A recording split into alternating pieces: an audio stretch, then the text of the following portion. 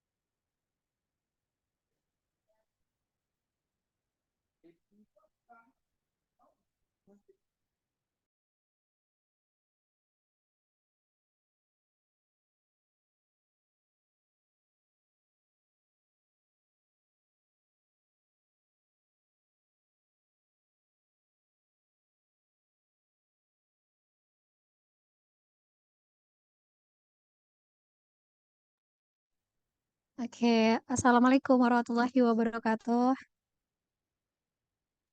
Waalaikumsalam warahmatullahi wabarakatuh, Kak. Oke, suara saya terdengar semuanya ya. Kita sapa dulu nih mengenai narasumber kita. Itu Bang Hero sama Bang George sama Kak Yuhema. Udah datang semuanya?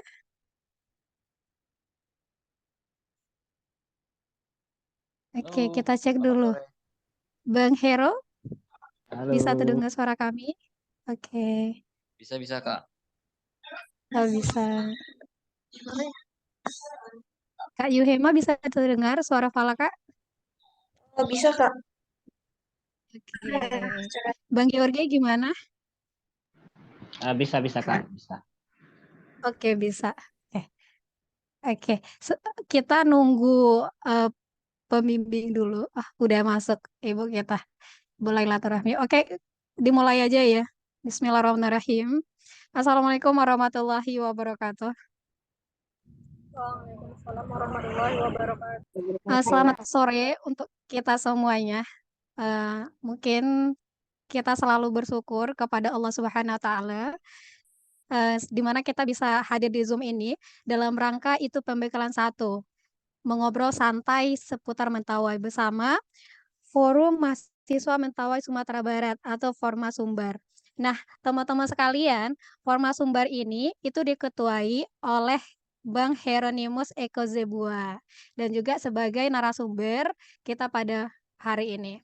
Dan juga salah satu pendiri dari Formasumbar ini atau Forum Mahasiswa Mentawai Sumatera Barat ini adalah Bapak Jakub Saragu yang juga menjabat sebagai Wakil Ketua DPRD Mentawai. Nah, mungkin langsung saja sebelum kita untuk memulai acara, itu alangkah baiknya kita selanjutnya itu kata sambutan oleh dosen pembimbing itu kepada Bu Lailatul Rahmi, kami persilakan. Halo, Assalamualaikum. Pak, bisa dengar suara Ibu? Waalaikumsalam Bu, bisa Bu. Oke. Assalamualaikum warahmatullahi wabarakatuh. Selamat sore, abang-abang narasumber kita ya, udah bergabung hari ini. Terima kasih sudah meluangkan waktunya. Salam kenal dengan narasumber kita, Abang Hieronymus Zebua ya. Iya, Iya Bu. Bu. Selamat Oke. sore, Bu. Oke, salam kenal ya, Bang. Nah, dengan Abang Georgerius ya. Iya, Bu. Oke, salam kenal Bang. Dengan satu lagi dengan Kakak Yuhema Fira. Iya Bu, salam kenal Bu. Ya. Ini nggak dapat. Serta teman-teman rekan-rekan mahasiswa yang sudah ini dalam acara pembekalan pertama kita seputar terkait dengan Mentawai. Nah, sebelum kita mulai, perkenalkan dulu, saya Lailatul Rahmi sebagai dosen pembimbing dari teman-teman kita hari ini yang alhamdulillah kemarin kita lolos dalam program PKM terkait dengan kegiatan yang akan nanti dilaksanakan di Desa Muara Sikabaluan. Pertama-tama puji syukur kita ucapkan kehadirat Tuhan Yang Maha Kuasa yang telah melimpahkan rahmat dan karunia-Nya kepada kita semua sehingga kita bisa hadir bersama mengikuti program pembekalan pertama ini serta salawat beriringan salam tidak lupa pula kita sampaikan ke arwah junjungan kita yakni Nabi besar Muhammad Sallallahu Alaihi Wasallam. Oke, pertama-tama saya mewakili teman-teman mahasiswa juga mengucapkan terima kasih banyak kepada abang-abang dan kakak narasumber yang sudah meluangkan waktunya berbagi ide, mungkin berbagi cerita, sharing banyak hal terkait dengan Mentawai kepada teman-teman kita yang lolos PKM tahun ini di Kepulauan Mentawai. Mungkin sebagian dari teman-teman sudah ada yang pernah ke Mentawai, tapi sebagian juga belum. Nah, untuk itu hari ini tim PKM berinisiatif untuk melakukan acara pembekalan terkait membahas atau ngobrol santai lah terkait dengan Mentawai. Kan saya sendiri pun sebenarnya baru sekali ke Mentawai, tapi itu memberikan kesan yang luar biasa sekali. Dan itu kenapa tahun ini akhirnya kami membuat riset yang lumayan banyak yang berkaitan dengan Kepulauan Mentawai. Dan alhamdulillah pengabdian saya juga lolos tahun ini di Mentawai, nanti di Sipora, kemudian yang Lebah Madu di Sikabaluan, serta program-program PKM teman-teman lainnya alhamdulillah juga banyak yang kita kerjakan di Kepulauan Mentawai. Dan untuk itu saya mengucapkan terima kasih banyak kepada narasumber kita hari ini, ilmu mungkin serta share pengalaman tentang bagaimana kondisi di Mentawai saat ini ataupun ke depannya akan seperti apa. Dan saya juga berharap bahwa teman-teman mahasiswa akan punya pengalaman banyak, akan mendapatkan ilmu yang banyak terkait dengan Mentawai, kemudian nanti bagaimana ketika kita nanti ke lapangan, ke Mentawai seperti apa, berkomunikasi dengan masyarakat, beradaptasi dengan masyarakat. Nah, mudah-mudahan ini menjadi mendapatkan ilmu lah untuk teman-teman mahasiswa agar nanti pelaksanaan program pengabdiannya bisa berjalan dengan lancar dan sukses.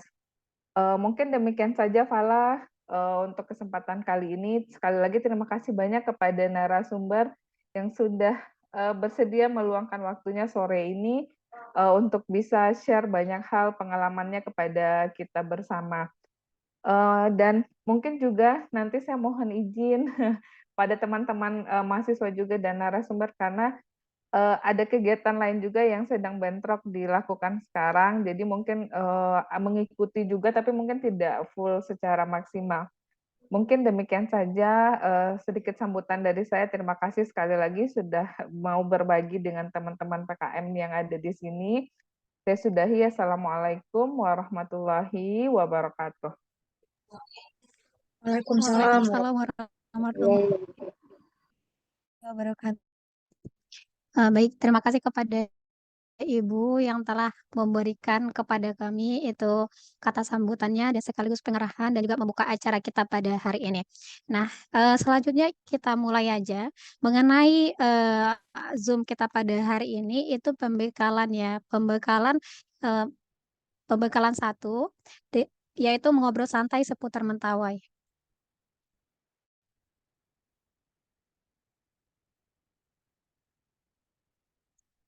Nah, sebelum saya itu menyampaikan CV dari narasumber kita, izinkan saya itu memberikan informasi mengenai materi atau yang akan dibahas pada pembekalan hari ini. Yang pertama itu oleh narasumber kita, itu Bang Hieronymus Eko atau Ketua Forma, itu membahas tentang mengenai kegiatan sosial ekonomi masyarakat Mentawai dan juga permasalahan umum seperti masalah sosial, ekonomi, lingkungan yang dihadapi oleh masyarakat Mentawai. Nah, yang ketiga itu strategi mendekatkan diri ke masyarakat Mentawai. Dan yang kedua itu pemateri kita itu George Beloma Sakilot. Nah, narasumber yang kedua itu membahas mengenai kegiatan sosial ekonomi masyarakat Siberut dan juga adat dan kebiasaan masyarakat Siberut. Dan yang ketiga itu kebiasaan tabu atau yang tidak boleh dilakukan atau eh, yang dilanggar oleh masyarakat Siberut. Dan yang ketiga itu pemateri yang ketiga yaitu Kak Yuhema Firah yang akan dibahas itu mengenai kegiatan sosial ekonomi masyarakat Sipora, adat dan kebiasaan masyarakat Sipora, dan kebiasaan-kebiasaan tabu oleh masyarakat Sipora. Oke, izinkan saya ya Bang, Kak, untuk menyampaikan CV-nya. Yang pertama itu Bang, eh, pemateri kita yang pertama itu Bang Hieronymus Eko Pintalius Zebua. Beliau lahir di Metaube 30 September 1991. Jenis kelamin itu laki-laki dan juga agama itu Kristen Katolik dan untuk eh, pendidikan formal itu abangnya pendidikan terakhir itu Stisip Imam Bonjol Padang. Dan untuk pendidikan non formal itu pernah melakukan training itu seminar nasional kebencanaan di UNAN dan literasi kegiatan nasional di Kemenkominfo dan juga latihan dasar kepemimpinan oleh Universitas Bung Hatta Padang. Oke, selanjutnya penguasaan bahasa itu bahasa Indonesia, bahasa Mentawai dan juga bahasa Minang. Nah, selanjutnya itu pemateri kita yang kedua itu eh Bang Georgius Belemus Sakiliot. Beliau tempat tanggal lahir itu Saibi, Semikop, 7 Juli 1994 dan lahir di Dusun Saibo Muara, Desa Saibi, Semikop. Dan juga pendidikan terakhir itu di Stesip IB Padang. Pengalaman organisasi, beliau pernah sebagai Ketua IMPAS tahun 2019 dan juga Ketua Hima Ilmu Pemerintahan tahun 2020 dan Humas Sekolah Gender tahun 2021 dan Pemuda Lintas Agama Padang dan Bendahara Umum dan sekarang itu diamanahkan Bendahara Umum Forma Sumber tahun 2019 sampai 2023. Oke, selanjutnya itu Kak Yuhema. Kak Yuhema itu mahasiswa antropologi, lahir di Berilio tahun 1998. Saat ini sedang kuliah di antropologi Universitas Andalas Padang. Selain itu aktif di gerakan perjuangan anak-anak muda di Mentawai. Dan pengalaman, beliau pernah mengikuti kampus Merdeka Belajar Kemendikbud RI dan juga volunteer SD Vincentius Sikakap, pelatihan Lembaga Bantuan Hukum Padang dalam program Anak Muda Peduli Hutan, dan juga pelatihan kesetaraan gender oleh Yayasan Citra Mandiri Mentawai, sosialisasi disfungsi seksual dan hubungannya dengan kekerasan seksual oleh Nurani Perempuan Women Crisis Center. Dan tahun 2022 itu diamanahkan sebagai Korwil Sipora Selatan, Forum Mahasiswa Mentawai Sumatera Barat dan Sekretaris Aliansi Mentawai Bersatu pada tahun 2022. Oke, mungkin itu aja ya untuk mengenai CV dari pemateri-pemateri kita. Nah, selanjutnya itu sistem dari Zoom kita ini itu disampaikan dulu materinya oleh narasumber yang pertama, narasumber kedua, dan narasumber ketiga, dan juga selanjutnya itu kita diskusi. Oke, narasumber pertama itu Bang Hieronymus Zebua. Apakah bisa dengar suara saya? Oke, ada terdengar Oke, suara saya? oke, dipersilakan Bang Oh Hieronymus. ya, mohon maaf ini saya enggak buat PPT nih karena saya pikir kan ngobrol santai, jadi kita bisa cerita saja soal Mentawai. Jadi kawan-kawan bisa sedikit memahami lah tentang kondisi Mentawai. Ya, jadi karena ada 3 materi yang saya bawakan, teknik kegiatan sosial ekonomi ya, sama permasalahan sosial dan strategi mendekatkan diri. Dan ini cukup ringan dan bisa kita pahami kalau seandainya hanya ngobrol santai saja. Jadi saya mulai soal kegiatan sosial ekonomi ya. Nah, kalau berbicara Mentawai, sebenarnya kita harus, karena konteksnya Mentawai, saya pikir kita harus berbicara 3 pulau. Nah, kalau sesuai undang-undang, pulau terbesar itu ya Pulau Siberut. Hanya 1 pulau dan 76 pulau-pulau kecil. Nah, tapi kalau kita melihat pulau yang berpenduduk itu ada 3 pulau. Ini Pulau Sikakap, Pulau Sipora, dan Pulau Siberut. Nah, kebetulan PKM ini menyentuh Pulau Sipora dan Pulau Siberut, otomatis kita harus berbicara 2 arah ke sana gitu kan. Nah, kalau khusus untuk kali ini, saya pikir kawan-kawan akan bergerak di Siberut Utara untuk lokasi PKM-nya. Di awal saya ingin berterima kasih kepada teman-teman dan selamat untuk program PKM-nya lulus di Mentawai, dan itu menjadi hadiah bagi kami, masyarakat Mentawai, karena setiap orang yang masuk ke Mentawai itu merupakan hadiah bagi kami. Nah, hadiah itu berupa ilmu pengetahuan, teman-teman baru, kemudian hal-hal lain yang dirasa belum didapat oleh warga lokal selama ini. Nah, terkait kegiatan sosial ekonomi masyarakat itu ya pada umumnya itu bertani, berladang. Nah, kalau untuk daerah areal Siberut Utara, itu rata-rata itu berladang. Ya kan, kecuali kita ke bibir pantai untuk utara bagian Pokai, dari Pokai ke Labuan Bajo-nya itu ya hanya sedikit orang yang konsentrasinya itu ke nelayan. Nah, memang kalau untuk di Siberut Utara itu di Dusun Bose itu terkenal dengan ikan asinnya, produksi ikan asinnya yang sangat kalau dibilang di lidah kita Sumatera Barat ini ya cukup bagus. Itu saja yang menjadi potensi ekonomi bagi masyarakat.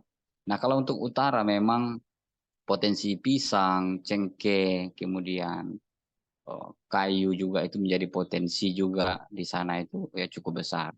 Nah, makanya di Siberut Utara khususnya dan Pulau Siberut itu ada PT, itu namanya Salaki Sukma Sejahtera, kemudian ada beberapa taman nasional juga yang mengkapling bahwa areal tersebut merupakan areal Taman Nasional Siberut, ya kan? Jadi penting memang bahwa kita melihat secara umum, secara luas Pulau Siberut. Nah, karena Siberut itu sudah dibagi-bagi lagi kan, dan itu cukup luas. Nah, kemudian berbagai kultur budaya pun agak cukup berbeda meskipun masih dalam satu daratan Pulau Siberut. Jadi saya tidak terlalu banyak soal berbicara kegiatan sosial ekonomi karena memang itulah hal-hal yang cukup lumrah dilakukan oleh masyarakat sekitar. Nah, tidak ada hal-hal yang sifatnya baru kecuali misalnya ada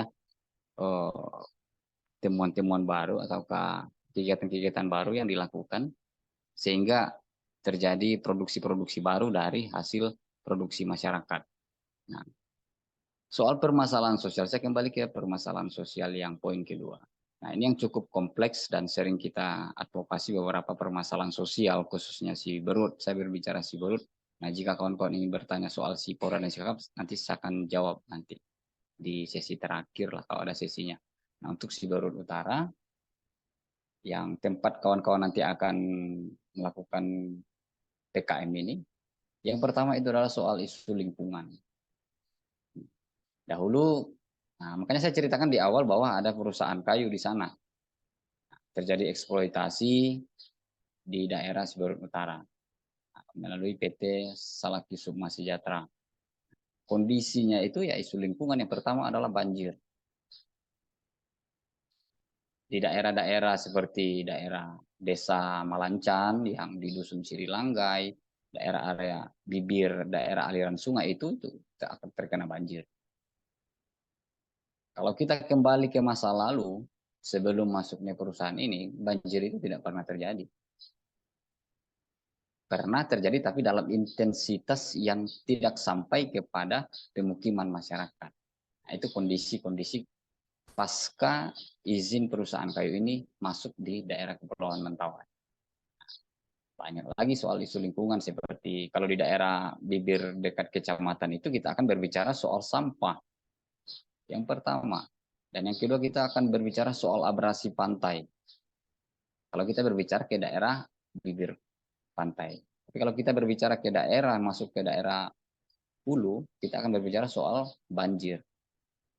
Nah, jadi ini ada beberapa masalah yang memang harus kita inventarisir dan harus memang teman-teman bisa memahami kondisi. Nah, jadi yang kali ini berbicara soal permasalahan sosial yang memang menjadi isu yang strategis di daerah Siberut. Kalau yang selama ini berkembang yang paling hangat-hangatnya di bulan 1 tahun terakhir ini adalah kasus kekerasan seksual pada anak. Nah, itu menjadi viral. Nah, dan angkanya itu cukup tinggi. Ini menjadi juga catatan kita bersama dan menjadi permintaan khusus kami kepada teman-teman yang akan melakukan program kreativitas mahasiswa, pengabdian kepada masyarakat, seminimal mungkin dapat mensosialisasikan Undang-Undang Nomor 12 Tahun 2022 tentang tindak pidana kekerasan seksual. Itu harapan kita bersama. Dan yang ada dua yang saya kelompokkan, yakni soal lingkungan dan soal sosial yang terjadi di masyarakat. Jadi konstruksi sosial yang dibangun di masyarakat itu terkait penyelesaian kasus ini adalah ya penyelesaian secara adat, sedangkan bertentangan pada Undang-Undang Nomor 12 Tahun 2022 tentang TPKS. Di harapan saya, kawan-kawan nanti yang akan turun ke lapangan melalui PKM ini bisa dapat mensosialisasikan undang-undang ini sehingga permasalahan KS ini tidak hanya diselesaikan melalui cara adat, tetapi bisa juga dilakukan melalui proses hukum yang berlaku sesuai undang-undang yang berlaku di daerah kita ataupun di negara kita. Nah, jadi kalau strategi mendekatkan diri, nah ini yang paling sebenarnya untuk saya berbicara soal karakter Mentawai. Karakter Mentawai itu sangat welcome, ya kan, sangat menerima siapapun yang hadir di Mentawai. Jadi kawan-kawan tidak perlu merasa cemas dan tidak perlu merasa ragu ketika akan berkunjung ke Mentawai. apalagi masih di daerah-daerah kecamatan, itu sangat sederhana sekali kita. Kalaupun strategi kita mendekatkan diri, bagaimana kita di langit dipijak, di situ langit dijunjung, ya hal-hal itu mungkin kawan-kawan sudah, saya tidak perlu menjelaskan secara detail soal itu. Yang jelas masyarakat Mentawai kita bisa saja masuk dengan program apapun yang kita tawarkan. Nah, itu. Nah, tapi kalau kita berbicara dari kampus, biasanya strateginya adalah kita harus menemui dulu aparatur desa. Kalau di percepatan di desa kita, di mana lokasi tempat kita pengabdian. Nah, itu yang biasanya. Kalau misalnya ada yang lebih tertinggi, bisa melalui camat, desa, kemudian turunannya ke bawah. Nah, selanjutnya akan didampingi. Tidak terlalu rumit kalau untuk itu. Palingan yang menjadi kendala kawan-kawan adalah soal iklim, perubahan cuaca, dan lain sebagainya. Itu yang menjadi beberapa kendala ketika nanti akan turun ke lapangan. Jadi, itu saja menurut saya, pandangan saya soal diskusi kita, ngobrol santai kita seputar Mentawai. Selebihnya nanti kemungkinan akan ditambahkan oleh teman-teman dua narasumber itu yang bisa menambahkan beberapa arahan yang sudah saya jelaskan. Nanti kalau kawan-kawan pun masih ada sedikit kebingungan atau belum tersampaikan dengan detail, bisa saya jelaskan lebih tajam nantinya. Sekian, dikembalikan ke moderator.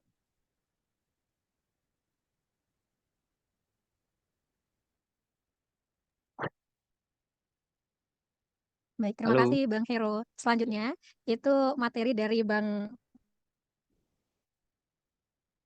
Georgius selaku Bendara Forma Sumbar ya. Bang Georgie, bisa dengar suara Ya, saya? bisa Kak. Halo. Oke, kepada Bang Georgie kami persilakan. Ya, sebelumnya kedengaran suara saya, Kak. Ada jelas suara saya, Kak? Halo. Jelas, jelas Bang. Oke, terima kasih buat kawan-kawan sebelumnya Mohon kami maaf ucapkan suaranya Bang kurang jelas. mungkin pengaruh cuaca ini gara-gara iklim kayaknya. Eh, Oke, halo, lanjut Bang. halo Kak, kedengaran ya? Iya kedengaran Bang. Oke, ya baik, selamat sore buat kawan-kawan. Terkait tema kita pada hari ini yang telah diberikan oleh kawan-kawan juga ya, terkait kegiatan sosial ekonomi masyarakat Siberut. Tapi kalau kita bicara tentang Siberut ya seperti yang disampaikan juga oleh Ketua Forma bahwa Siberut itu banyak. Itu ada Siberut Barat Daya, kemudian ada Siberut Selatan juga terbagi juga, ada Puro, ada Siberut Tengah gitu. Nah, jadi sebenarnya ini kalau kita berbicara tentang Siberut luas ya, luas kawan-kawan. Jadi di sini saya akan sedikit menjelaskan tentang kegiatan sosial ekonomi masyarakat pada umumnya di Siberut.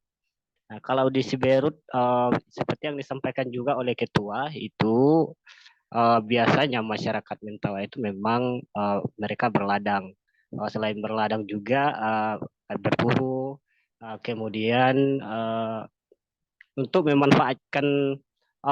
memanfaatkan sumber daya alam itu gitu dari antara masyarakat Mentawai dengan hutan itu sangat berkaitan karena tanpa hutan kehidupan masyarakat Mentawai di sana akan saya rasa akan sirna gitu. Nah, makanya kita sebagai kami di Forum Mahasiswa Mentawai Sumbar ketika mendengar hal-hal ada perusahaan-perusahaan yang masuk, kami sangat menantang hal itu. Makanya jadi mata pencariannya itu kalau untuk sosial ekonomi di masyarakat Mentawai itu ya salah satunya itu mereka menanam pinang, ada kelapa di dalamnya gitu. Itu bisa juga kalau dulu untuk tanaman-tanaman tua itu seperti sampai saat ini ya dulu itu hanya digunakan misalnya hanya untuk pangan tidak untuk dijual belikan gitu. Kalau dulu itu untuk kebutuhan sehari-harinya gitu. Kalau di masyarakat Siberut terkait dengan pencarian dan lain-lain itu. Kalau sekarang ini ya kita lihat di Mentawai bahwa memang budaya-budaya itu udah mulai ada perubahan terkait zaman modern ini sekarang, ada perubahan-perubahan gitu. Nah, jadi kebiasaan-kebiasaan itu budaya-budaya yang dilakukan di Mentawai itu sedikit berubah gitu. Nah, terkait pengaruh-pengaruh dari orang luar gitu. Jadi inilah harapan kita bahwa ketika misalnya kawan-kawan juga misalnya ke Mentawai atau di Siberut bisa lebih belajar mengamati gitu. Mungkin kalau misalnya kawan-kawan turun di lapangan mungkin lebih paham gitu, memahami situasi di Mentawai itu. Nah, sebenarnya kalau kita berbicara tentang Mentawai itu pada saatnya ini mungkin tahun-tahun yang akan datang itu tidak dalam kondisi yang tidak baik-baik saja gitu. Nah, karena salah satunya kebutuhan hidup kita di Mentawai itu adalah di hutan. Ketika misalnya hutan kita itu dirusak atau misalnya izin-izin perusahaan yang masuk yang diizinkan oleh pemerintah misalnya di Mentawai itu budaya-budaya kami akan hilang seperti misalnya bagi Watskere gitu. Watskere ini kan dia akan susah mencari obat. Kemudian ketika kita melakukan apa namanya terkait pesta adat misalnya, pesta adat ini tentunya kita akan kesusahan. Tentunya kita mencari alat-alat atau untuk pesta itu pasti di hutan. Nah, termasuk juga misalnya dalam membuat rumah gitu. Kalau untuk dulu gitu. Membuat rumah ya tentunya kita bahan-bahannya itu dari hutan gitu, mau tidak mau. Jadi makanya manusia, umat dan hutan itu saling ketergantungan bagi kehidupan di masyarakat Mentawai. Nah, kalau misalnya kita bilang untuk masyarakat miskin ya saya rasa tidak miskin gitu. Nah, hanya memang sistem uh, uh, dengan pengaruh juga dari luar, kemudian kami juga dipaksakan akhirnya pada waktu itu ya sempat sempat juga budaya-budaya kami atau perlengkapan alat budaya kami itu dibakar dan segala macam gitu. Itu memang cerita-cerita masa sekepukat dulu ya kalau bahasa-bahasa kami di Mentawai itu. Nah, itulah kawan-kawan kalau untuk kegiatan ekonominya tapi ada kalau sekarang itu perubahannya misalnya ketika misalnya masyarakat menanam cengkeh, menanam pinang atau misalnya berladang kemudian beternak gitu. Kalau dulu ya ternak ini misalnya hanya digunakan sebagai upacara adat dan hal-hal. Tapi sekarang dengan melihat perubahannya, sekarang itu baik dia ternak, baik dia itu tanaman, itu udah bisa menjadi uang gitu, karena udah bisa dijual belikan gitu. Tapi terkait untuk perekonomian masyarakat Mentawai ya kita memiliki bahan nih, tetapi untuk akses kita di luar, misalnya kita melakukan menjual di luar atau banyak karya-karya misalnya kreativitas misalnya masyarakat mental misalnya melalui kerajinan tangan dan lain-lain itu sebenarnya banyak yang kita mau ekspor gitu. Jadi hanya saja memang akses masih sulit kita di sana itu. Nah, jangankan itu misalnya kayak misalnya di desa saya di Sabisa Mukop, ketika saya libur ya banyak adik-adik kita yang misalnya di luar daerah di luar kecamatan atau misalnya daerah itu misalnya di Suwa atau di Sabiulu kemudian bahkan mereka di karena di desa saya itu salah satu di posisinya itu kecamatan Siberut Tengah. Jadi adik-adik itu harus jalan kaki, kayak misalnya ke sekolah gitu. Nah itu memang akses kita masih jauh gitu, masih sulit di Mentawai gitu. Ada juga beberapa terkait pendidikan juga gitu, kesehatan gitu. Jadi ini masih banyak persoalan-persoalan yang harus diperhatikan juga oleh pemerintah kita di Mentawai itu. Nah, jadi itulah kira-kira kawan-kawan untuk kegiatan-kegiatan sehari-harian untuk Mentawai gitu. Jadi untuk saya kembali untuk poin kedua, bahwa adat dan kebiasaan masyarakat Siberut itu, ya saya ambil misalnya proses dalam pembuatan Uma misalnya. Dalam pembuatan Uma ini adalah rumah tradisional masyarakat Mentawai. Uma juga merupakan perkumpulan dan musyawarah bagi seluruh anggota dalam satu keluarga. Nah, jadi segala untuk pesta adat dan segala macam itu dilakukan di Uma. Jadi selain pengetahuan-pengetahuan dan keterampilan dalam bertukang, juga membuktikan kehebatan masyarakat itu Mentawai dalam kerjasama atau gotong royong dan para sinurup kerjasama dan bergotong royong dalam menyelesaikan suatu pekerjaan, misalnya karena pekerjaan-pekerjaan mereka itu terlalu berat, akhirnya membantu gitu. Tapi tidak berupa uang, tidak ada upah mereka gitu. Jadi hanya mereka sukarela gitu. Nah, jadilah itulah tradisi-tradisi Mentawai gitu. Nah, jadi segala sesuatu yang dikerjakan itu terkait prosesnya lama, dan itu sebelum pembuatan itu pasti masyarakat memastikan dulu lokasinya, misalnya dia tidak rawan banjir, kemudian mudah mudah dapat air gitu. Kalau misalnya dia di hutan, itu dulu di Mentawai. Nah, jadi apa namanya? Jadi apa namanya itu sekarang ini Mentawai sudah mulai berubah dalam dalam konteks itu. Nah, jadi karena banyak perubahan, sedangkan kami saja untuk mahasiswa mungkin masih udah banyak kami tidak ketahui tentang tradisi-tradisi yang dilakukan. Nah, jadi sebelum itu kita untuk kebiasaan-kebiasaan itu apa yang kita lakukan dalam bentuk kegiatan apapun, itu pasti kita akan melakukan ritual seperti misalnya dalam pembuatan sampan, kemudian membangun rumah dan segala mau berburu, itu kita harus minta izin dulu kepada roh-roh. Nah, karena kita mempercayai itu bahwa orang mental yang percaya hal itu bahwa alam itu selalu berbunyi gitu. Kenapa saya katakan seperti itu? Ketika kita melanggar sanksi atau melanggar aturan adat itu, pasti kita akan mengalami malapetaka, kemudian pasti ada halangan-halangan yang kita dapatkan ketika kita memang melanggar apa namanya sanksi-sanksi itu.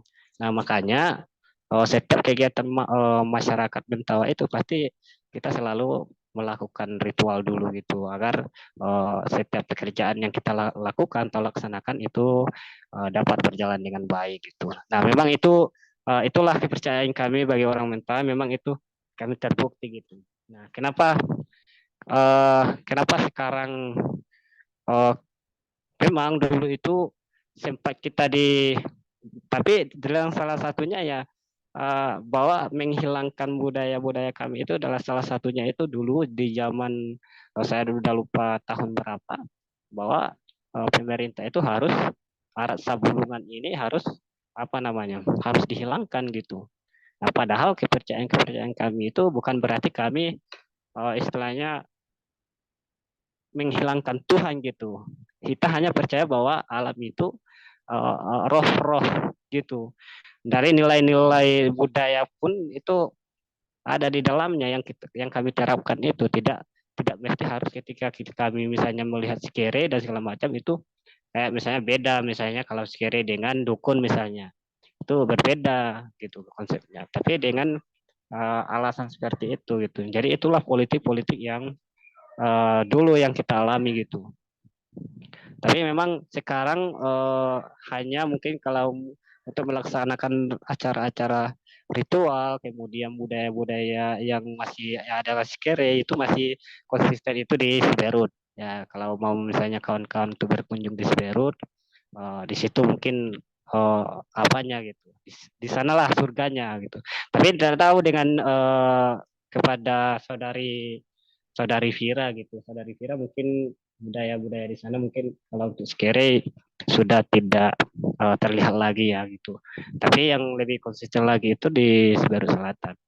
Nah, jadi kawan-kawan yang terkait poin ketiga ya, saya jelaskan larangan-larangan yang atau pantangan-pantangan yang tidak boleh dilakukan oleh masyarakat Mentawai. Misalnya itu memang clear bahwa di sana punya hukum seperti pulau misalnya. Ketika kita melakukan pencurian atau misalnya kita melakukan selingkuh misalnya dengan sesama misalnya saya selingkuh yang punya istri atau yang punya suami gitu. Itu kami akan ditulau. Kami memang dalam dalam kehidupan itu memang kami di sebagai orang mental memang apa namanya kami sangat menjaga itu gitu sangat menjaga itu bahwa tapi lagi-lagi memang degradasi budaya budaya di Mentawai sekarang ini memang sudah berubah gitu. Sudah berubah terkait kami juga sebagai mahasiswa yang jauh gitu kami sudah mulai tidak memahami lagi apa sistem budaya-budaya yang diwarisi dari nenek moyang kami dulu gitu. Nah, jadi itulah sebenarnya masih banyak juga pantangan-pantangan atau larangan yang tidak boleh dilakukan oleh orang Mentawai gitu. Nah, kira-kira kawan-kawan untuk sementara itu saja. Nanti kalau misalnya ada yang perlu dipertanyakan lagi atau kurang jelas, nanti kita sharing lagi gitu. Itu saja pada moderator.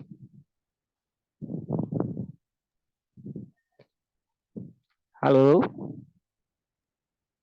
Oke, iya Bang. Saya untuk sementara itu moderator. Kalau misalnya masih ada yang kurang, nanti kita lagi. Oke, baik Bang. Nanti kita akan ada sesi diskusi ya Bang. Nah, setelah narasumber yang ketiga ini. Narasumber yang ketiga ini itu Kak Yuhema Fira, selaku Korwil Sipora, Forum Mahasiswa Metal Sumatera Barat. Nah, kepada Kak Yuhema kami persilakan. Baik, terima kasih Kak. Sebelumnya saya terdengar nih, terdengar nggak suara saya? Terdengar Kak? Oh, ya tadi saya juga ini ya Kak share PPT, boleh di share Kak? Kakak aja yang share atau? Oke, izin share ya Kak. Oke Kak.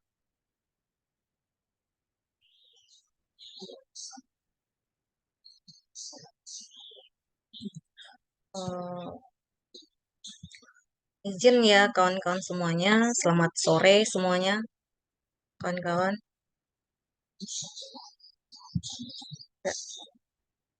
Halo. Iya, sore Kak. Selamat sore, Kak. Kayaknya pada mengantuk ya atau sedang menghayati materi-materi yang disampaikan kawan-kawan sebelumnya. Menghayati sekali Kak. Menghayati sekali. Baik, saya mau perkenalkan dulu. Saya Vira Tatu Beket. Saya juga asli orang Mentawai. Saya dari Sipora.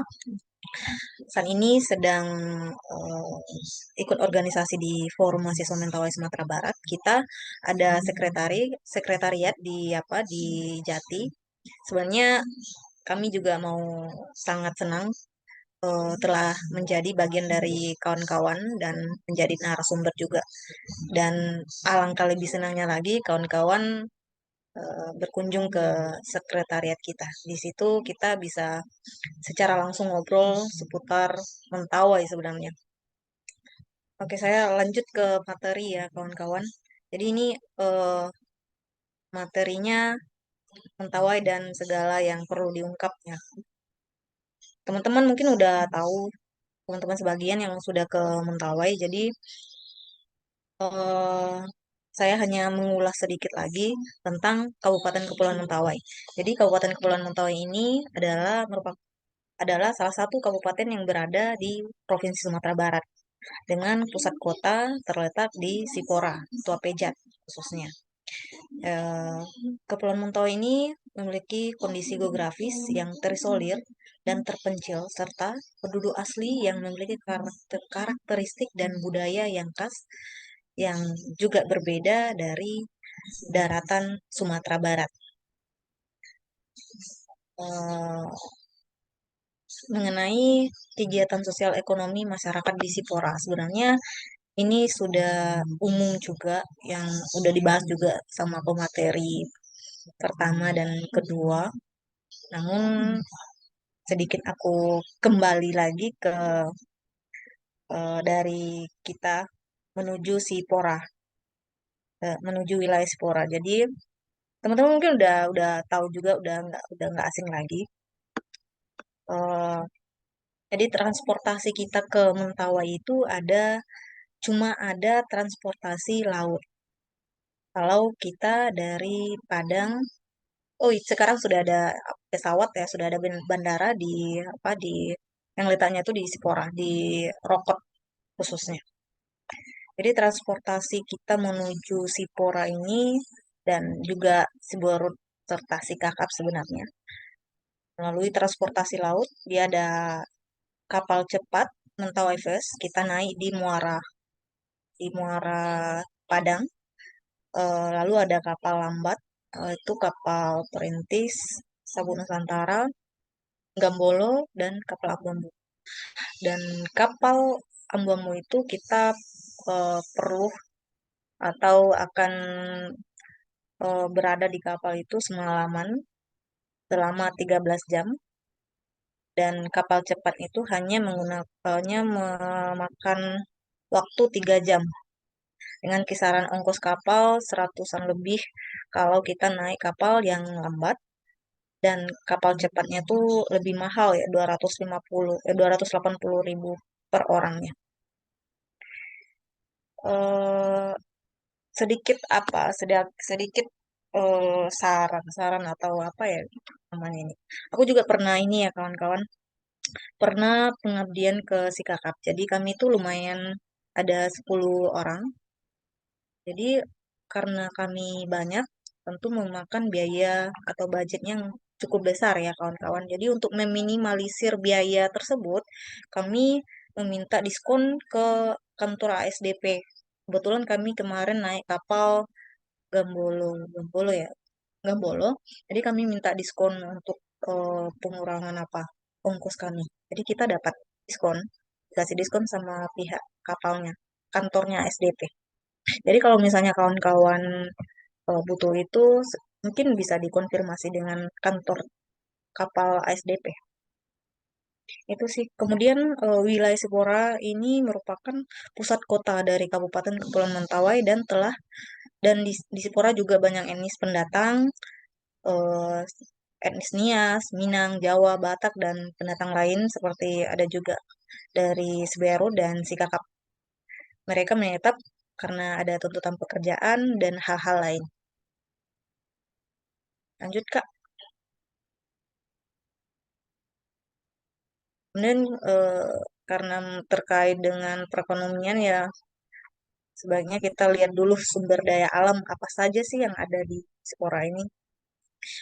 Di Mentawai kita memang terkenal dengan lautnya ya, yang katanya ombak terbesar kedua setelah Awai, yang katanya ya. Kita bisa sebagai tempat snorkeling, diving, dan juga tempat surfing dan memiliki pantai yang indah. Kemudian kita Di Spora juga ada air terjunnya di Pajujurung yang letaknya di Desa Wosoinan. Kemudian ada Matoro Bibit, tapi banyak sekali tempat destinasi wisata ini belum mendapat perhatian dari Dinas Pariwisata terkait. Kemudian masyarakatnya juga memiliki kerajinan tangan seperti oorek, keranjang yang terbuat dari rotan. Lalu ada sampan bercadik yang dibuat sendiri oleh masyarakat setempat. Dan ini memang merupakan hasil karya masyarakat Mentawai dan memiliki nilai jual menurut aku ya kawan-kawan. Mungkin dari kawan-kawan turun ke lapangan, kawan-kawan bisa memberikan sosialisasi atau mungkin mengajak masyarakatnya untuk lebih mengembangkan hasil-hasil karyanya itu. Dan menjadi bisa jadi untuk jadi pendapatan masyarakat setempat. Kemudian kita juga ada makanan khas, makanan khas Mentawai. Ada sumbet namanya ya kawan-kawan. Sumbet ini olahan pisang dan keladi. Dan ada toek, ulat kayu, batra atau tamra, ulat sagu, serta sagunya. Sagunya bisa dimasak dalam bambu atau ada kapurut juga namanya.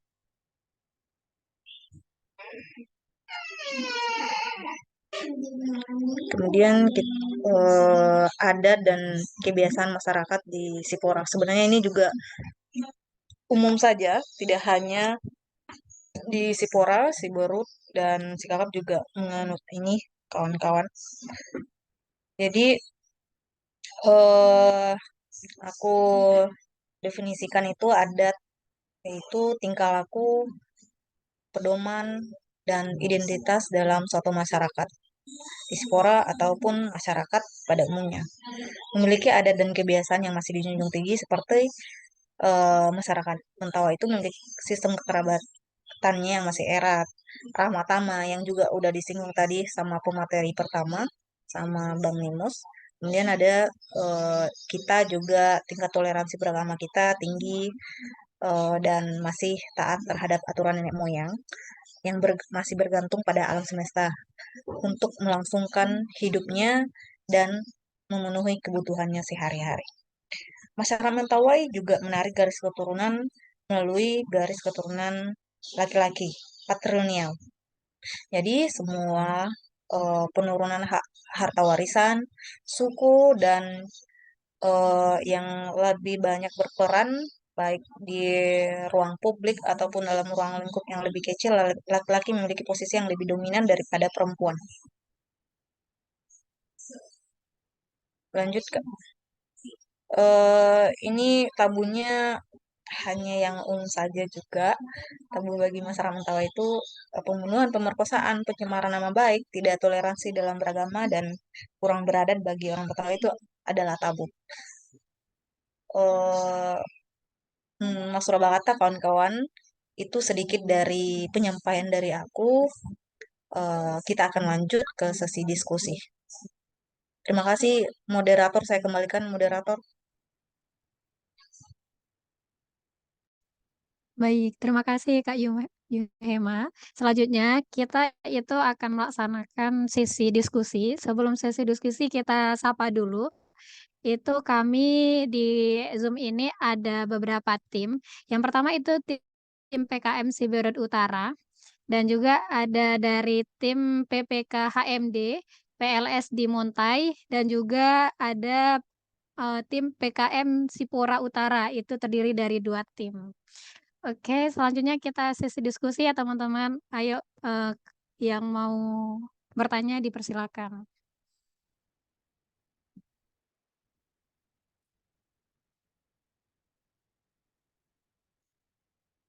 Oke, teman-teman. Oke, eh, oke, mungkin Fala dulu ya yang bertanya sama kakak-kakak narasumbernya. Itu Kak Fala mau nanya, eh, untuk mahasiswa yang datang ke Mentawai, eh, itu apa aja yang pernah dilakukan mereka itu hal yang tabu gitu. Padahal itu melanggar dan mereka lakukan gitu. Terima kasih Kak. Mungkin Kak Hero bisa dijawab dulu.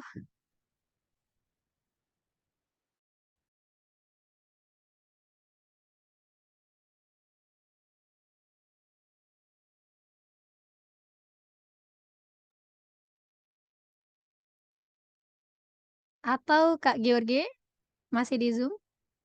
Oke, Kak George Ya dulu. Kak, boleh Hmm. sedikit saya jawabnya. Ini terkait misalnya pendatang ya, pendatang artinya misalnya bukan pendatang, maksudku mahasiswa yang ke Mentawai gitu ya, khususnya yang perempuan ya, gitu ya Kak. Halo, Iya, iya, iya, betul. ya. Iya, eh, betul, jad- Bang. jadi sebenarnya kalau kawan-kawan di Mentawai, bagi yang misalnya yang sharing misalnya kalau misalnya kawan-kawan kita yang biasa sudah kenal, kemudian biasanya kalau kawan-kawan aktivis kan mereka biasa-biasa saja gitu. Nah, ketika mereka memang ke Mentawai itu pasti dia memang masih penasarannya gitu. Apalagi kawan-kawan misalnya yang baru ke Mentawai pasti tingkat penasarannya atau misalnya rasa-rasa was-wasnya gitu atau ya memang itu sama juga sebaliknya kami misalnya dari Mentawai ke Padang pasti banyak tantangan yang kita hadapi gitu. Itu perasaan. Tetapi ketika misalnya kawan-kawan ke Mentawai pasti uh, welcome saja itu. Jadi ada beberapa hal mungkin memang ketika kita uh, ke Mentawai pasti sama dengan misalnya kayak bule misalnya ketika bule itu datang ke Mentawai pasti dia budayanya di sana pasti berbeda gitu. Nah, artinya dia dengan menghargai budaya Mentawai dia pasti lebih sopan, kemudian dia mungkin lebih memakai pakaian yang layaknya gitu. Nah, itu jadi kalau seorang perempuan itu memang eh, apa ya? Mungkin hal-hal yang kalau kita mengucap mengucap bahasa-bahasa mungkin bahasa-bahasa mohon maaf misalnya ketika kita memang mengucap bahasa kotor terhadap orang tua mungkin itu siapapun itu memang salah gitu. Nah, jadi sebenarnya banyak sih tantangan terkait sama juga aturan-aturan misalnya kalau di apa kan kalau di Padang sini ketika saya ngekos, nah ketika saya bawa cewek misalnya kan, itu kan aturannya tidak boleh gitu. Nah, sama juga di Mentawai sebenarnya ketika kalau kalau kawan-kawan ke Mentawai ya ini mungkin tidak hanya perempuan karena kita biasanya kalau kami di Forma itu biasanya berbicara tentang setara gitu. Jadi tidak ada yang ini. Jadi untuk ini secara umum saja gitu. Tergantung kawan-kawan bagaimana bersikap gitu. Ketika kita memang bersikap di kampung orang, nah kemudian seperti apa budayanya ya kita pelajari dan kemudian apa yang harus tidak boleh dilakukan itu ya menurut saya mungkin kalau misalnya kawan-kawan mungkin lebih apa namanya menghargai kemudian apa namanya berbuat baik mungkin orang Mentawai lebih baik dengan kawan-kawan gitu ketika misalnya kawan-kawan ke Mentawai itu. Nah memang beberapa misalnya perempuan misalnya ketika misalnya kawan-kawan datang sebenarnya itu umum saja ya kalau bersifat hal-hal yang kurang baik itu yang dilakukan ya pasti siapapun itu budaya siapapun pasti akan dilarang gitu. Nah intinya ketika kawan-kawan yang kementawai ketika misalnya eh, bersosialisasi kemudian berbaur dengan masyarakat dengan ibu-ibu dan segala macam pasti mereka akan lebih senang gitu. Asal kawan-kawan ketika kementawai atau bertemu siapapun gitu ketika misalnya kalau misalnya kan lebih bagus menyapa gitu untuk so akrab aja gitu pasti masyarakat di sana akan lebih senang lagi gitu. Nah jadi saya rasa nanti kalau misalnya ada tambahan-tambahan dari kawan-kawan dipersilakan saya rasa itu aja sih Kak. Nah jadi kalau untuk larangan bagi perempuan ya kalau selagi kita masih berbuat baik ya terhadap sesama ya siapa yang melarang gitu. Saya rasa itu Kak. Terima kasih Kak. Oke, terima kasih Bang George. Selanjutnya pada Bang Hero, gimana Bang Hero? Ya, mohon maaf ini agak terganggu kita karena saya menggunakan telepon untuk nge-zoom. Nah, jadi kalau untuk mahasiswa ya sejauh ini belum ada sih yang saya dengar soal larangan-larangan yang sudah mereka lakukan selama mereka pergi ke Mentawai, belum pernah. Itu sih yang saya dapat informasi. Ya palingan mahasiswanya saja yang kadang jatuh demam, ya kan, jatuh sakit karena ada beberapa ritual, misalnya kalau kita ke daerah Siberut Selatan, apalagi saya dengar ada yang di Munte ya. Halo. Iya, Nah, betul, jadi Bang. ya di Munte Iya, ya betul, Bang. kalau kan ada beberapa prosesi ritual-ritual kadang-kadang semisal kalau di sini kan kita lebih terkenal dengan istilah tasapo nih. Kalau di daerah sini, daerah daratan ini kita dengar tasapo. Kalau di sana kan istilahnya kisei. Nah, biasanya kan kita kan kurang bagaimana ya, kurang sensitif dengan itu. Nah, jadi kalau kebiasaan kita mahasiswa, apalagi mahasiswa kan ya kalau udah agak sorean, agak apaan, ya ke tempat misalnya ke tempat aliran sungai, misalnya ke daerah hutan, ya kan minimal kita kayak excited gitu kan melihat hutan, melihat sungai, melihat hal-hal yang baru, tahu-taunya roh kita itu belum menyatu dengan alam di mana kita singgahi. Nah, itu yang beberapa misal yang mereka kendala-kendala sih mahasiswa rata-rata kadang-kadang jatuh demam. Nah, dan itu biasanya di awal itu akan dijelaskan oleh masyarakat, ya kan. Semisal ini untung-untung misalnya teman-teman yang misalnya pergi ke Munte tidak ada misalnya ritual-ritual yang dilakukan dalam selama kawan-kawan berada di Munte. Tapi ketika misalnya ada, misalnya kayak yang terjadi baru-baru ini di Saliguma. Saliguma itu kan terjadi pembunuhan itu. Di sana ada ritual pasibidbid namanya. Jadi seluruh aktivitas di kampung itu dihentikan. Nah, kadang-kadang kan tidak sampai ke kita ke mahasiswa. Misalnya kan mahasiswa ternyata hari ini ada kegiatan. Nah, itu tidak boleh. Risikonya adalah kita sakit, jatuh sakit, dan lain sebagainya, dan itu harus perlu diobati. Nah, yang paling krusialnya adalah ketika mahasiswa ini jatuh sakit. Nah, kadang-kadang kan beberapa mahasiswa itu kan tidak percaya dengan obat tradisional, kepercayaan lokal masyarakat. Ketika dikasih obat kan tidak percaya.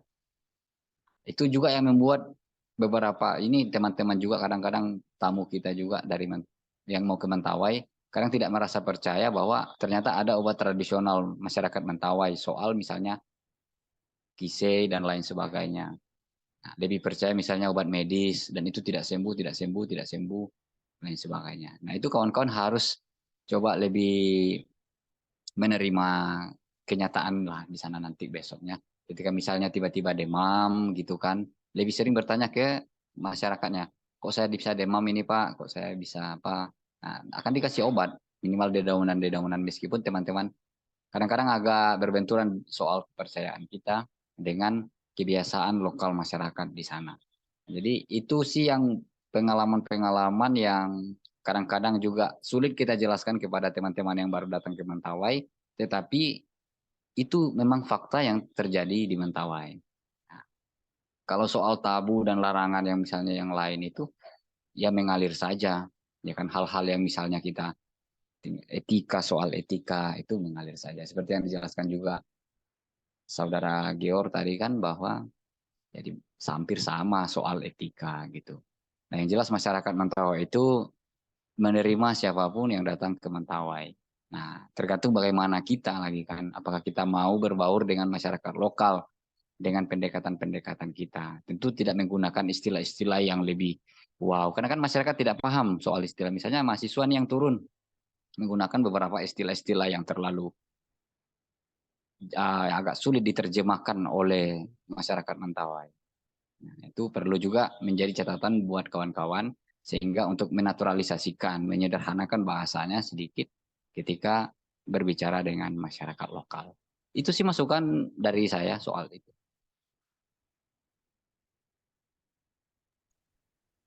Halo.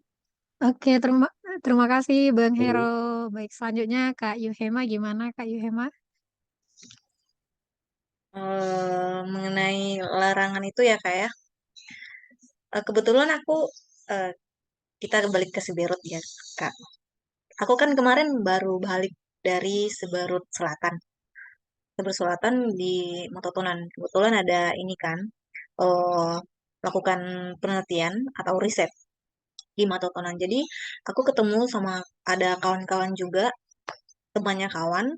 Dia juga ada kegiatan tapi tidak setempat atau selokasi dengan aku. Kami ketemu di Siberut, di apa di kecamatannya, di Mailepet. Jadi mereka tuh baru balik dari lapangan dan mau balik lagi ke Padang, ke Padang atau ke Jakarta gitu. Ya, dia eh, apa aku lihat kawan itu dia kayak kemasukan gitu, tiba-tiba dia eh, kayak kemasukan di tempat umum. Di tempat umum pun dia kadang ini kayak ya kemasukan gitu. Dia kata teman aku dia pergi mandi di sungai sendiri. Dia apa ya namanya terlentang di sungai itu. Mungkin saja seperti yang dibilang Bang Nimus itu dia eh, tak sapo kalau di Minang ini.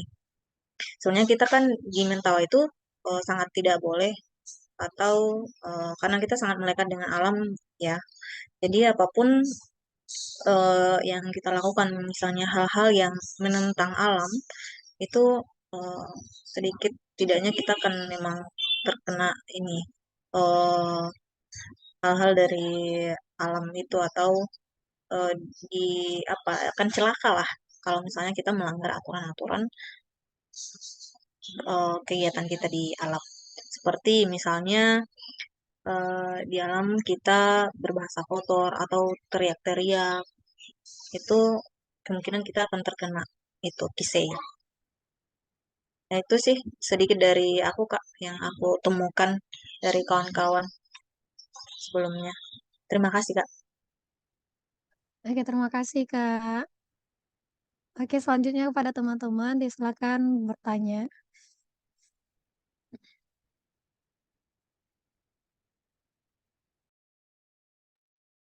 Izin bertanya, moderator. Iya, dipersilakan Andi. Ya, baik. Makasih sebelumnya. Makasih untuk Kak Vira, Bang Georgius, dan Bang Heru yang sudah menyampaikan apa ya ceritanya terkait Mentawai gitu. Jadi sekarang ini kami sudah mulai tergambar bagaimana kehidupan di sana gitu.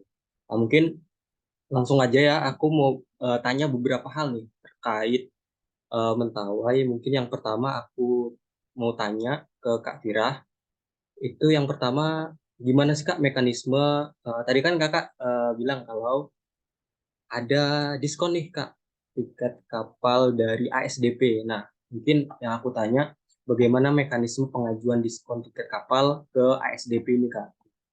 Terus ke pertanyaan kedua, ini kan PKM kita, PKM kami ya Kak, terkait dengan pengelolaan talas untuk sebagai produk olahan gitu ya Kak. Nah, dari beberapa literatur penelitian yang udah aku baca ini bahwa tanah di Sipora dan di Siberut itu kurang cocok untuk tanaman padi Kak. Jadi di Sipora pernah nggak sih Kak terjadi kelangkaan beras gitu Kak? Nah terus ini ada pertanyaan lagi untuk Bang Georgius dan Bang Hero. Nah terkait mengenai hutan nih Bang.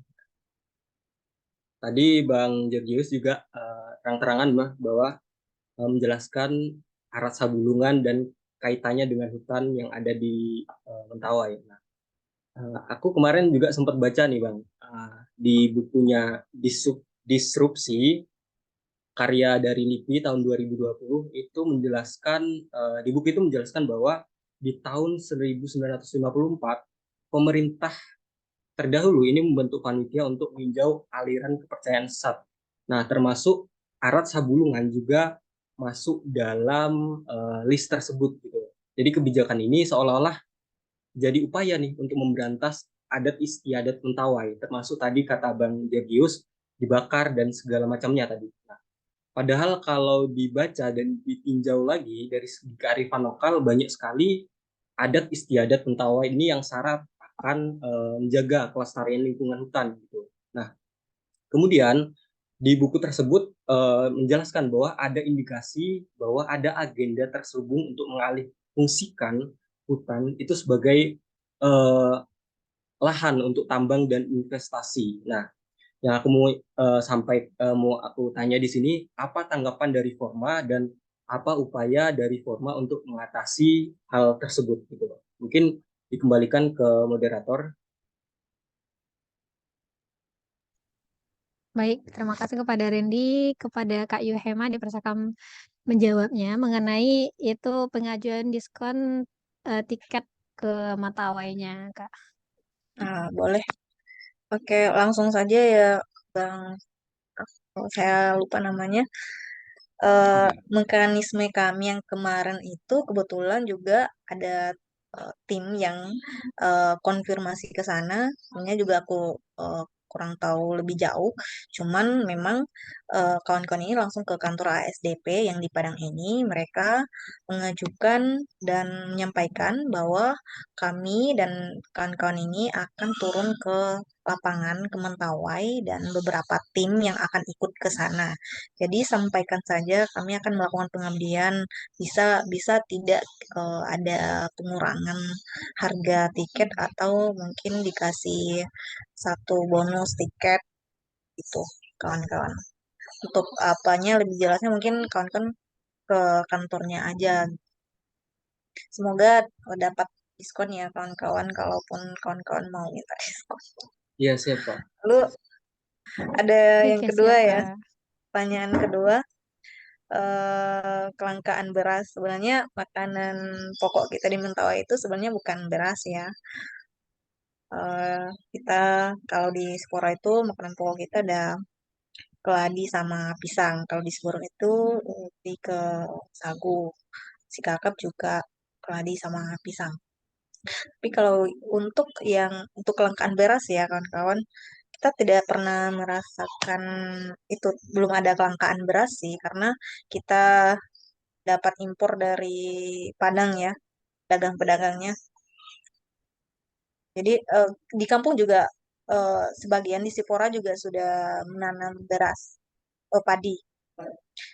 Padi yang bagus itu atau sawah yang bagus itu di Saurenu. Yang aku lihatnya kawan-kawan di kampung di Berulo juga di Sipora Selatan. Sipora ini ada dua kecamatan kawan-kawan, perlu diketahui.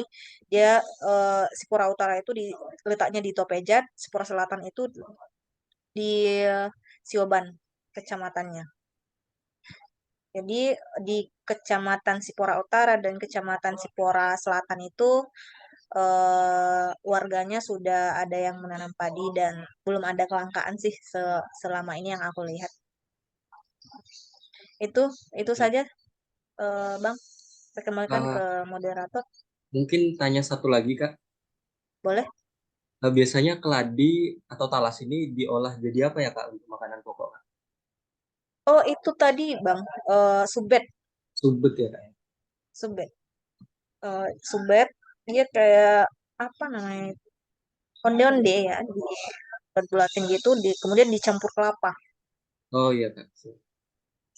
Saat ini juga udah ada yang ngolah jadi keripik apa? eh Talas ya keladi. Iya, Kak. Mungkin itu aja, makasih, Kak. Oke, sama-sama. Oke, terima kasih Kak Yuhema. Dah, selanjutnya itu ke Bang Hero sama Bang Eros. Kayak Bang Hero dulu. Gimana Bang mengenai tanggapan tentang adat istiadatnya? Baik, ini pertanyaan menarik dari Randy Prayoga berhubungan dengan soal kondisi sosial ya. Nah, jadi yang pertama mau saya jelaskan bahwa Mentawai itu ada filosofi soal alam dan manusia. Jadi manusia dengan alam itu hidup seimbang. Itu tertuang pada salah satu motif Tato Mentawai. Itu. Jadi manusia dengan alamnya itu seimbang, berada di posisi yang sama. Jika alam dirusak, berarti manusia dirusak. Itu menjadi landasan utama soal kita berbicara antara alam dan manusia.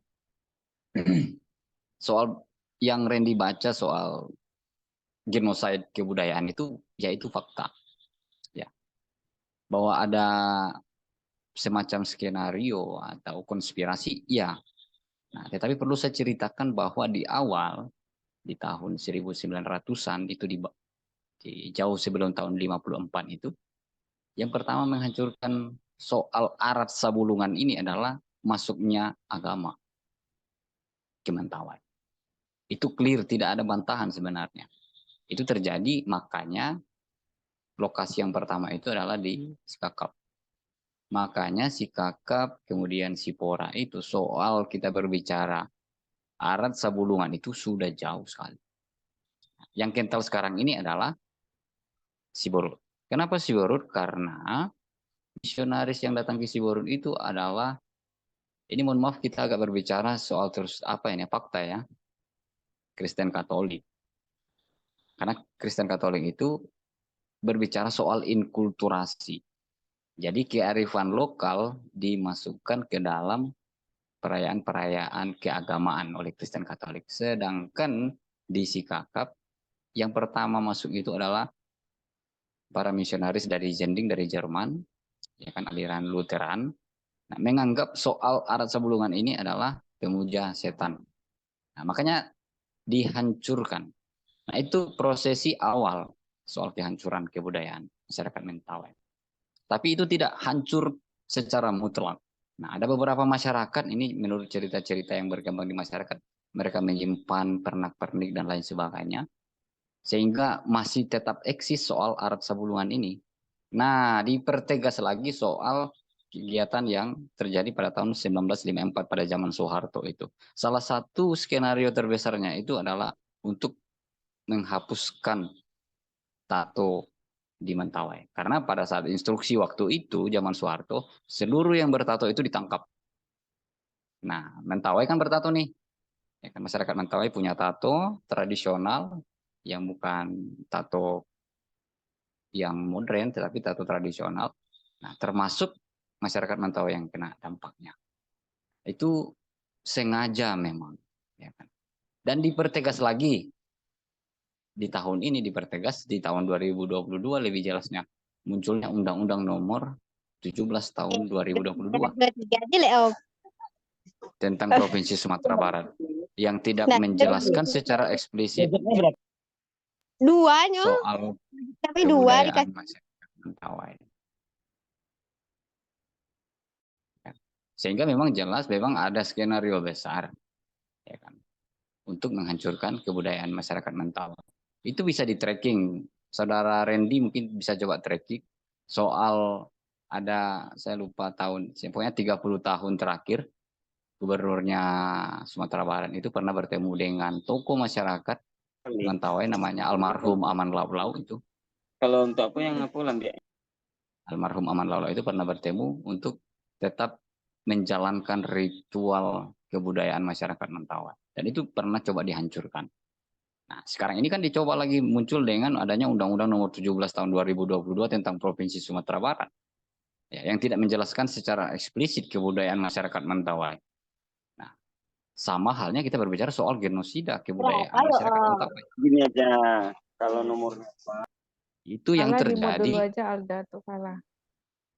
Itu yang terjadi di situasi ini. Nah, jadi kalau kita berbicara soal eksistensi kebudayaan Mentawai di Provinsi Sumatera Barat, sudah ada, tetapi ada langkah-langkah, ada upaya untuk mendiskreditkan masyarakat Mentawai melalui produk hukum.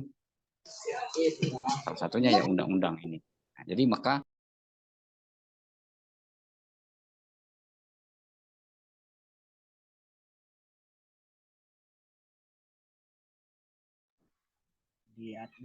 Suaranya kemut, Bang. Mikrofonnya kemut. halo, ya. Oh, iya, oke. Nah, jadi kalau kita berbicara soal kebudayaan ini agak sensitif karena ini menyangkut harga diri masyarakat Mentawai. Kemudian kita kembali ke hutan. Nah, alam dan manusia, ya kan. Secara tidak langsung, ini kan Mentawai itu merdekai menjadi daerah kabupaten otonom itu pada tahun 1999. Nah, ketika lahirnya Undang-Undang Nomor 49 tahun 1999 tentang Kabupaten Kepulauan Mentawai. Itu baru. Tetapi sebelum itu menjadi, waktu masih jadi Kabupaten Padang Pariaman, izin-izin kayu itu udah berapa yang dikeluarkan. Sehingga terjadilah penyempitan ruang wilayah kelola masyarakat hari ini. Ya kan?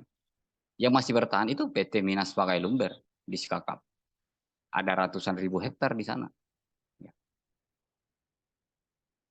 Seharusnya Provinsi Sumatera Barat harus tahu bahwa sumber daya alam manusia, sumber daya alam yang ada di Mentawai itu dieksploitasi untuk pembangunan Provinsi Sumatera Barat. Waktu itu. Ya kan? Karena PT Minas ini itu berdiri, diberikan izin pada tahun 1970-an. Nah, sampai izinnya saja sekarang ini sampai 2045. Masih dapat 90 tahun perpanjangan izin. Langkah apa yang mau kita berikan? Nah, waktu itu kita coba, ya kan? Kita suarakan bahwa moratorium izin di Kementerian Kehutanan dan Lingkungan Hidup. Tetapi itu tidak diindahkan. Karena apa? Status hutan yang ada di Mentawai itu adalah penunjukan. Ya. Jadi dari kementerian ditunjuk saja bahwa ini adalah APL, bahwa ini adalah HPH, bahwa ini adalah hutan lindung. Nah, jadi tidak jelas. Sehingga daerah-daerah APL itu bisa dikelola. Nah, dan sekarang untuk dinas kehutanan itu sudah diambil alih oleh provinsi. Sehingga dengan mudahnya untuk memberikan izin baru-baru ini tahun lalu, tahun 2022. Berapa yang dikeluarkan izin? Siapa yang diuntungkan? Jadi beberapa upaya skenario-skenario saya melihat bahwa ya memang sengaja bahwa kita tidak melihat Mentawai itu adalah bagian dari Provinsi Sumatera Barat. Karena kita bukan satu daratan. Ini perspektif yang coba mau saya uji realnya ini. Tetapi generasi kita mencoba terus untuk datang ke Mentawai melalui salah satunya PKM ini. Ya kan? Kawan-kawan akan melihat kondisi-kondisi itu di sana. Jadi itu pertentangan yang coba kita lakukan beberapa upaya. Karena ruang wilayah kelola masyarakat yang semakin sempit gitu kan. Saya membeberkan satu fakta yang terjadi di Sikakap. Pasca tsunami 2010 yang terjadi di Sikakap, tsunami Mentawai. Masyarakat Mentawai direlokasi ke hunian tetap daerah perbukitan. Kawan-kawan tahu tidak? Daerah relokasi itu adalah HPH milik perusahaan PT Minas Pakai Lumber. Dan status tanahnya sampai hari ini itu belum jelas. Apakah menjadi hak milik bagi masyarakat yang direlokasi atau tetap menjadi milik perusahaan. Nah, ini menjadi kendala buat kita. Padahal di awal tanah itu merupakan tanah masyarakat Mentawai. Nah, ini yang menjadi ketakutan yang selalu kita coba berikan pemahaman ke masyarakat, gitu kan. Nah, dan juga beberapa kaum-kaum intelektual yang coba berupaya untuk mengeksploitasi hutan Mentawai. Tapi ada logika-logika lain yang bagaimana kekayaan masyarakat Mentawai itu bukan dari tambang. Tidak ada tambang di sana di Mentawai. Tidak ada tambang emas di sana. Kekayaan masyarakat Mentawai itu murni dari kekayaan alam hutannya. Makanya kearifan lokal masyarakat Mentawai itu berburu. Nah, kalau masyarakat Mentawai dilempar ke hutan, itu tidak akan meninggal itu dalam 1 minggu, bahkan sampai 1 bulan. Tanpa penyediaan stok makanan, itu tidak akan mati mereka. Tetapi kalau masyarakat Mentawai dibuang ke laut, itu bisa mati 1 hari. Itu bedanya. Nah, jadi bisa kita lihat bahwa masyarakat Mentawai itu bisa memang hidupnya itu dari alam, bukan dari tambang. Beda kita dengan Papua. Papua punya tambang, tapi masyarakat Mentawai punya hutan.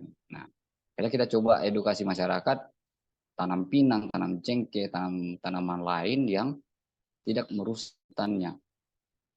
Kayu-kayunya itu tidak ditebang. Karena ada sistem yang di masyarakat Mentawai itu namanya pumonean. Pumonean itu membuka lahan baru tanpa membakar, tanpa menebang pohon-pohon yang ada di sana. Nanti kawan-kawan bisa baca bukunya Kalau saya tidak salah ada di sini satu bukunya. Yang bisa saya kasih. Itu sistem perladangan masyarakat Mentawai yang tradisional. Mereka tidak perlu membakar, tidak perlu menebang hutan, tapi bisa membuka tanaman-tanaman baru, bisa menanam tanaman di bagian-bagian kosong yang tidak ada pohonnya. Kira-kira begitu untuk tambahan dari saya soal hutan, soal arat sabulungan, dan bagaimana kita melihat soal eksistensi kebudayaan masyarakat Mentawai seminimal mungkin di kawasan Provinsi Sumatera Barat. Kira-kira begitu, moderator. Baik, terima kasih kepada Bang Hero. Dan selanjutnya gimana Bang Irus? Apa ada tambahan Bang Irus? Ya Kak, halo. Iya, iya Bang Ah, Hero. ya, ya, saya sedikit menambahkan terkait penjelasan dari Ketua Forma. Memang sudah dijelaskan, mungkin sudah kawan-kawan dengarkan tadi bahwa memang betul yang kita lakukan. Nah, kemudian yang sedikit saya tambahkan, memang yang menjadi persoalan di Mentawai itu salah satunya adalah bahwa negara itu belum ada pengakuan uh, hutan di Mentawai gitu. Artinya seperti yang disampaikan, dengan ketidakadanya pengakuan itu, sehingga ada juga kaitannya terkait undang-undang. Memang kalau kita lihat dari ke belakang, bahwa sejarah Mentawai itu sudah beberapa kali dijajah gitu, terkait kita dipolitisi dengan, dan akhirnya memang terbukti bahwa perusahaan-perusahaan yang masuk di Mentawai itu, ya misalnya contohnya itu di daerah kami di Saibi Samukop itu rencananya kan ada masuk perusahaan HTI. Nah, sebelumnya itu 20 tahun yang lalu, atau itu mungkin saya masih kecil, memang itu saya dengar memang itu terjadi hal itu, bahwa terjadi itu bahwa ada perusahaan itu dibakar campnya gitu. Itu di dekat perkampungan kami gitu. Tapi bukan di Saibi, tapi di sebelah daerah-daerah kami gitu. Nah, itu memang waktu saya masih kecil, uh, itu karena kami dekat. Jadi karena kami memang sistem berladang gitu. Jadi kami di hutan saja.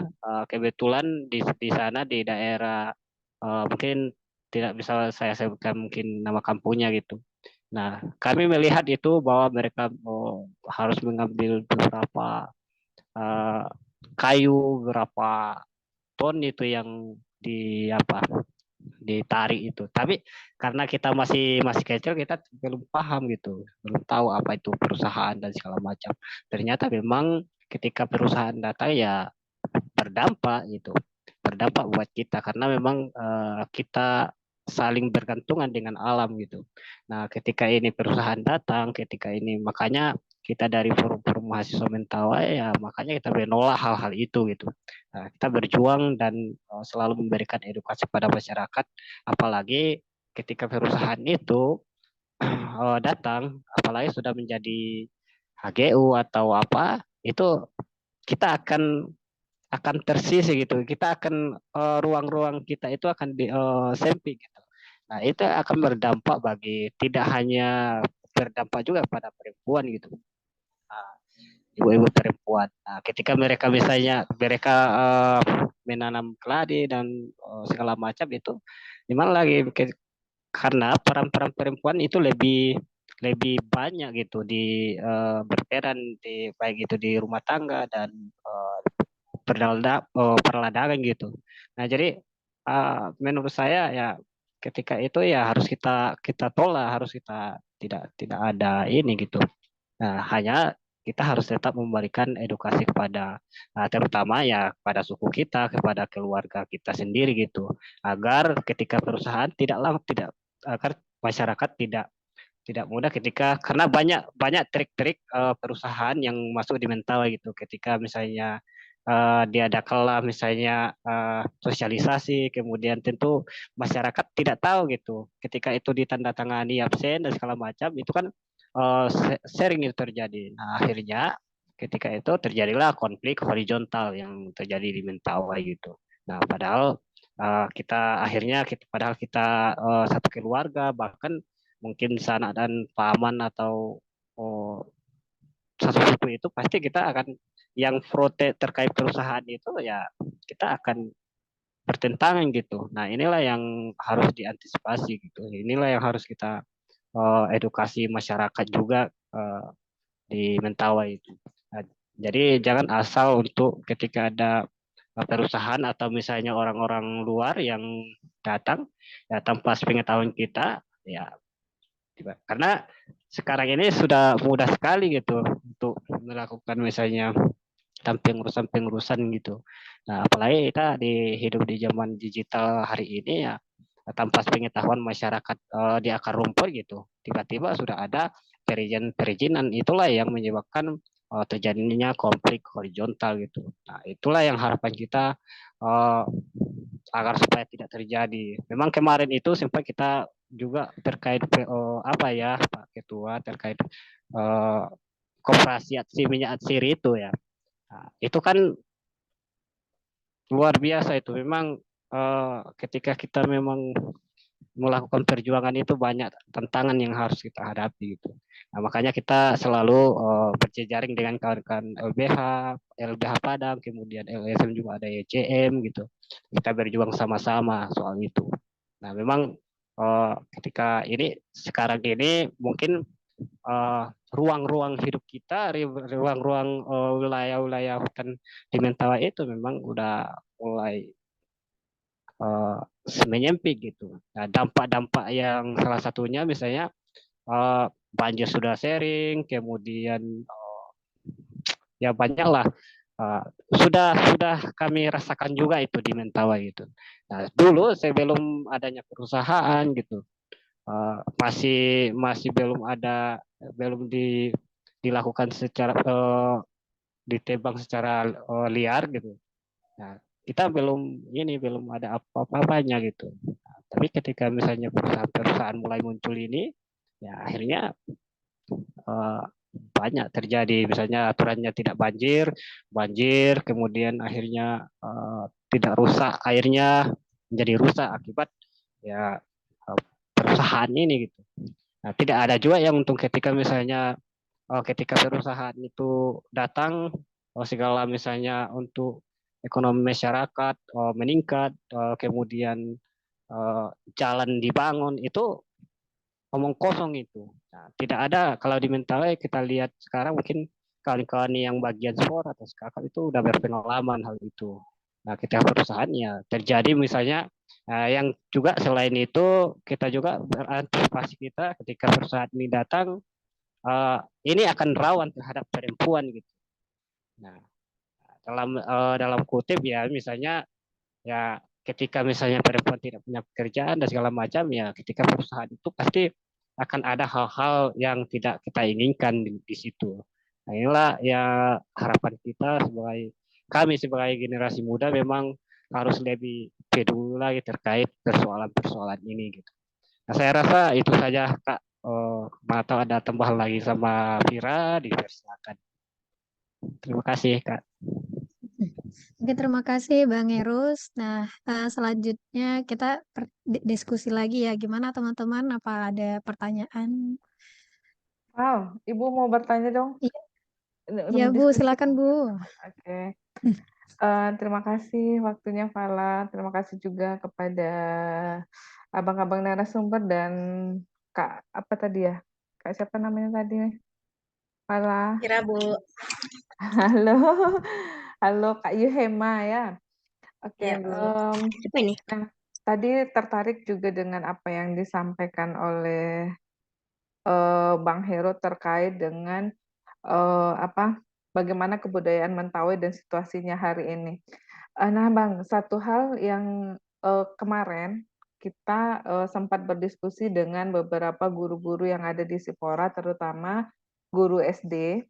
Nah, berdasarkan hasil diskusi dengan guru-guru di sana, beliau menyatakan bahwa Ibu situasi hari ini bahwa pelajaran muatan lokal terutama terkait dengan kebudayaan Mentawai di sekolah sangat minim. Nah, sehingga itu menjadi salah satu penyebab bahwa kebudayaan Mentawai hari ini menjadi mulai pudar di tengah-tengah masyarakat Mentawai. Nah, berdasarkan ide dan berdasarkan informasi yang disampaikan oleh guru-guru yang ada di sekolah, maka tim pengabdian yang saya sendiri sebagai ketuanya membuat kegiatan pengabdian di sekolah dengan judulnya itu kemarin bagaimana kita meningkatkan pembelajaran muatan lokal terutama berkaitan dengan kebudayaan Mentawai ini.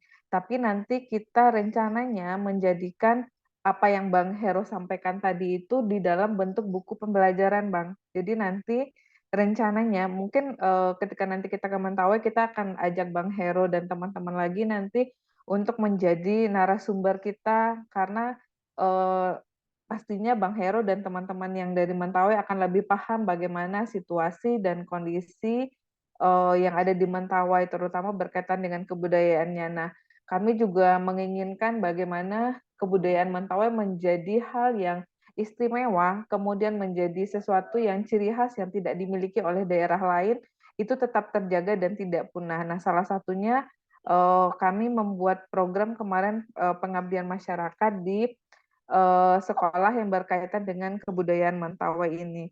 Mungkin berdasarkan kekhawatiran yang Bang Hero sampaikan tadi juga bahwa situasi hari ini sudah mulai banyak generasi muda yang sudah mulai lupa dengan tradisi mereka, dengan kebudayaan-kebudayaan mereka. Nah, kami ingin juga membantu apa yang Bang Hero sampaikan tadi melalui program pengabdian ini nantinya yang insya Allah Agustus ya kita berangkat ke Mentawai, Ren. Malah Insya Allah. Iya Bu, insya Allah Agustus Bu. ya, insya Allah nanti Agustus. Nah, mudah-mudahan nanti kita bisa berjumpa dengan Bang Hero, Bang Giorgio ya, sama Mbak Yuma juga nantinya di Mentawai. Nah, mungkin sejalan lah dengan apa yang Bang Hero sampaikan tadi dan mungkin ini bisa menjadi fasilitator atau menjadi fasilitas juga untuk Bang Hero supaya bahwa budaya Mentawai itu memang harus dijaga kemudian dilestarikan ke generasi-generasi muda. Dan nantinya juga kami akan membuat sebuah program juga salah satunya adalah Rumah Cerdas. Dan saat ini kami sudah menyiapkan beberapa buku di tempat saya sendiri saya sudah hampir punya satu buku yang nantinya akan kita bawa ke Mentawai dan akan kita siapkan.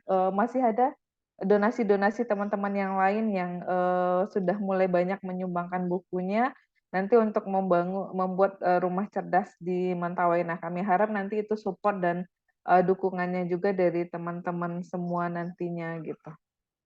Mungkin Bang Hero nanti kita lebih sharing banyak hal kali ya terkait dengan kebudayaan Mentawai dan itu insya Allah kalau Bang Hero mau serta teman Bang Georgius serta teman yang lain juga mau nantinya itu bisa kita bukukan serta mungkin nanti bisa dirilis untuk menjadi buku yang wajib ada di sekolah-sekolah yang ada di Mentawai sehingga itu nanti bisa bermanfaat bagi teman-teman kita di sana agar mereka tidak lupa dengan kebudayaan-kebudayaan Mentawai gitu.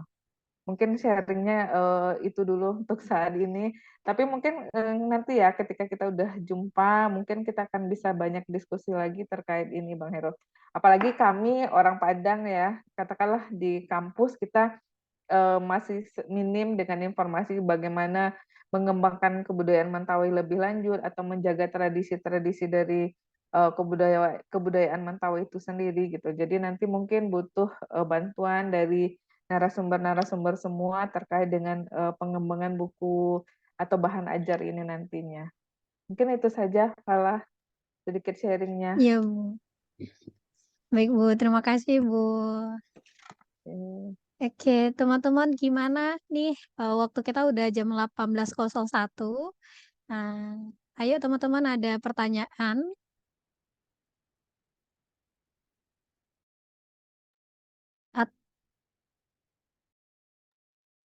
Atau dari Bang Hero dan Bang Erus sama Kak Vira gimana tanggapan tanggapan mengenai tanggapan dari Bu kami tadi, dosen kami tadi. Oh ya baik, saya tanggapi sedikit. Ini menarik Bu. Jadi saya senang mendengar antusias Ibu dan kawan-kawan juga di sini. Nah untuk Mentawai kan dulu di masa saya itu kita belajar BAM, budaya alam Minangkabau. Untuk sekarang kan sudah ada BUMEN, budaya Mentawai. Apakah sudah diimplementasikan di sekolah-sekolah dasar? Setahu saya aturannya memang dari sekolah dasar sampai tingkat SMA itu diajarkan. Nah, memang persoalan memang sekarang ini apalagi kita berbicara soal Sipora dan Sikakap. Berbicara soal kebudayaan itu memang sudah degradasi kebudayaannya sudah sangat terjun bebas. Kalau kita berbicara soal budaya di anak-anak SD Siberut, mereka akan paham. Tapi ketika kita berbicara soal kebudayaan masyarakat Mentawai, pada anak SD di Sikakap dan Sipora itu mereka akan buta soal itu. Nah, makanya penting memang soal program-program Ibu seperti Rumah Cerdas, kemudian meningkatkan pembelajaran muatan lokal itu kita dukung soal itu. Nah, sehingga bisa minimal meningkatkan minat literasi anak SD. Jadi perlu juga kalau misalnya di Sipora, kalau ada PKM di Sipora bisa juga dilihat soal masyarakat hukum adat yang sudah ditetapkan oleh kementerian itu bisa ada seperti ada Uma Saureno dan beberapa Uma di sana. Nah, ibu dan kawan-kawan bisa coba belajar dari sana karena mereka coba dalam istilahnya coba merevitalisasi kembali atau menghidupkan kembali soal budaya yang sudah mulai hilang di Sipora. Nah, itu bisa menjadi masukan-masukan catatan untuk daerah Sipora. Nah, itu saja, Bu. Nanti kita berkolaborasi lagi atau diskusi lebih intens ketika kita sudah bertemu kembali. Mas Bagata. Baik, terima kasih Bang Hero. Gimana Bu? Oke, terima kasih Bang ya. Mungkin nanti ketika di Mentawai atau mungkin kita ada waktu luang lagi, kita bisa diskusi lebih lanjut lagi terkait ini juga. Oke, terima kasih. Oke, Bu. Gimana teman-teman? Apa kita tutup aja? Oke, dan juga kami Bang dari PKM itu berharap kali kalau kami udah ke lapangan nantinya itu kita berpartisipasi ya Bang dari kemahasiswaan, dari Pemuda dan yang lainnya gitu. Kami di tim Falah itu di Siberut Utara, itu di Desa Muara Sekabaluan nantinya. Bikin suatu program itu Sekolah Lebah Madu gitu. Kami sekarang lagi merancang kurikulumnya Bang. Gimana bagusnya? Gitu Bang. Gimana teman-teman? Ada pertanyaan lagi atau kita jeda dulu hari ini dan juga next time kalau ada pertanyaan dari teman-teman kita diskusi lagi atau kita diskusi lewat WA group ataupun gimana gitu. Kalau bisa langsung ke sekre kita Kak, biar lebih santai kan gitu. Di Oh gitu sekretariat Bang, di mana Formasumba. sekretariatnya Bang? Sekretariatnya di mana? Nanti Vira akan Sherlock Kak. Oh, bagus. Sekretariat kita Mantap, mantap. di Jati, Bu. Oh, di Jati. Oh iya, boleh. Atau lain waktu kita sambil nongkrong kali ya, sambil ngobrol. Boleh, Bu. Sip. Oke. Oke, gimana teman-teman? Kembali lagi kepada teman-teman. Amanda, ada pertanyaan nggak? Ini ketua tim juga. Amanda, gimana? Ada, Kak. Nah, gimana Amanda? Silakan. Jadi kan kemarin tuh kan Amanda kan juga pernah ke Mentawai sama teman-teman. Terus untuk masalah sumber air sama makanan pokok sama makanan bahan pokok itu kan proporsi jumlahnya tidak sebanding dengan jumlah masyarakat yang tinggal di sana.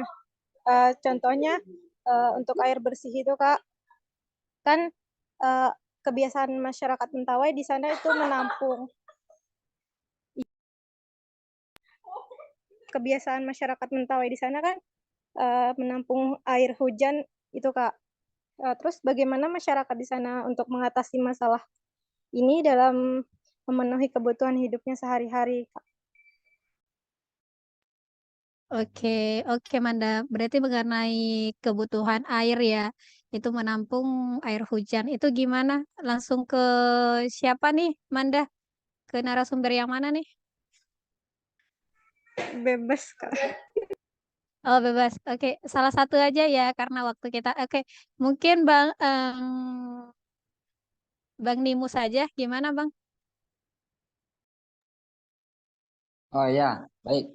Untuk sumber air ya, kebetulan di mana programnya di Seberang Utara. Iya, Jadi kemarin tuh di utara. kalau berbicara, karena Mentawai ini tidak satu daratan ya, ada 3 pulau yang saya jelaskan di awal. Jadi agak nanti terpisah kita berbicara soal sumber air. Nah, jadi kalau kita berbicara, saya coba mengerucutkan di Siberut Utara, memang sumber air ada, tetapi sumber airnya itu tidak bersih, indikator bersih menurut kita kan beda-beda nih.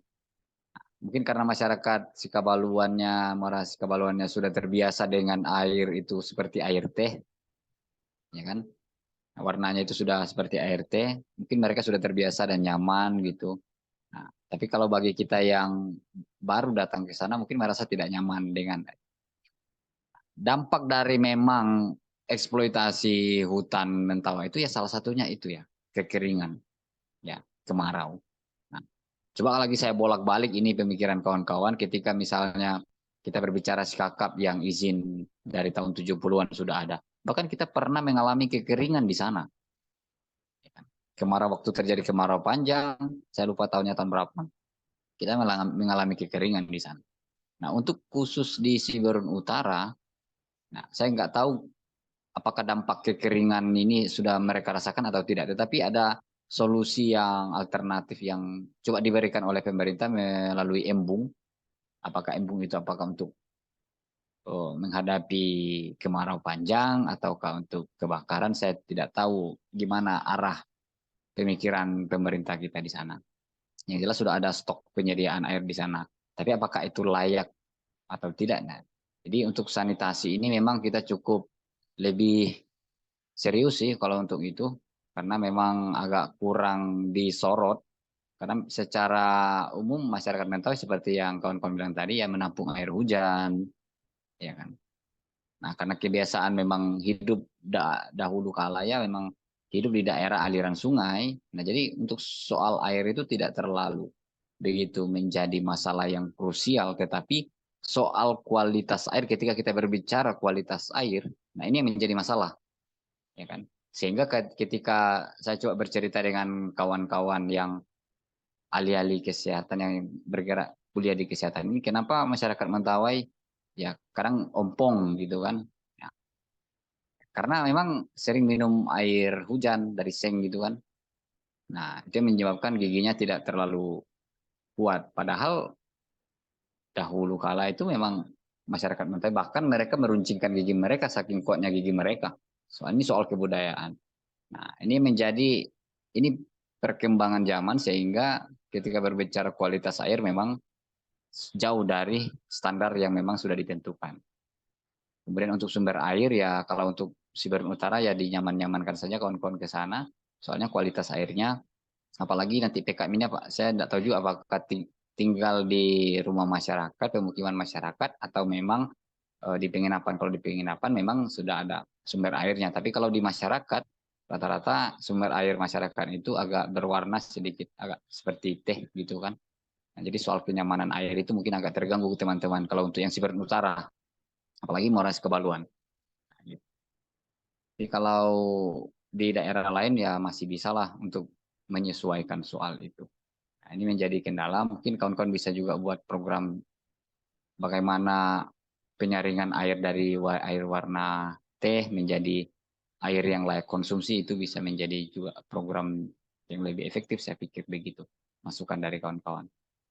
Itu saja untuk tambahan sumber air. Dan untuk bahan pokok ya, bahan pokok makanan. Bahan pokok makanan ini menjadi seimbang karena masyarakat Mentawai kan terbiasa dengan pangan-pangan lokal ya seperti keladi, sagu gitu kan, dan pisang yang lain ya bisa dikonsumsi sehingga beras itu hanya menjadi pemanis saja, kebutuhan tambahan saja, tidak menjadi ketergantungan bagi masyarakat Mentawai. Nah, ketika kita berbicara soal budidaya padi ya itu menjadi hal yang tidak masuk akal untuk di Siberut ya, karena kontur tanahnya tidak sesuai untuk itu, karena sempat gagal panen beberapa kali di sana, khususnya di Siberut Selatan, dan itu sudah dilakukan penelitian, bukan penelitian apa, seperti kegiatan yang dilakukan oleh Watchdog itu,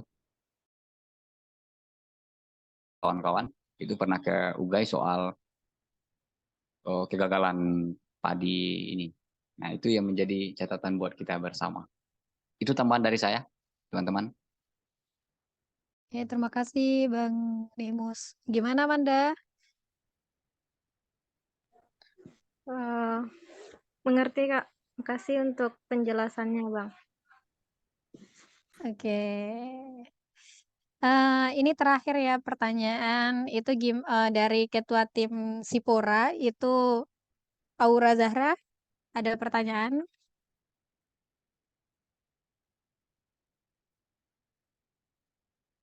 Oke, atau dari teman-teman yang lain?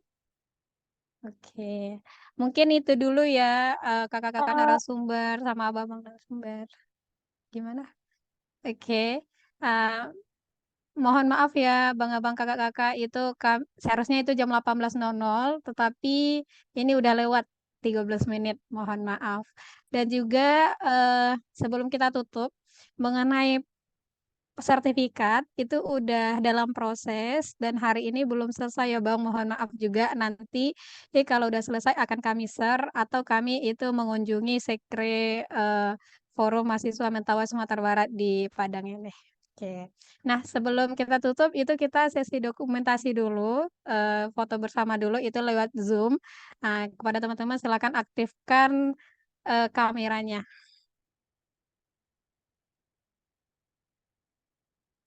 Oke. Ren, tolong satu di screen-nya.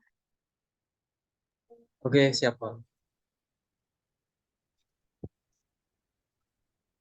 Oke, teman-teman.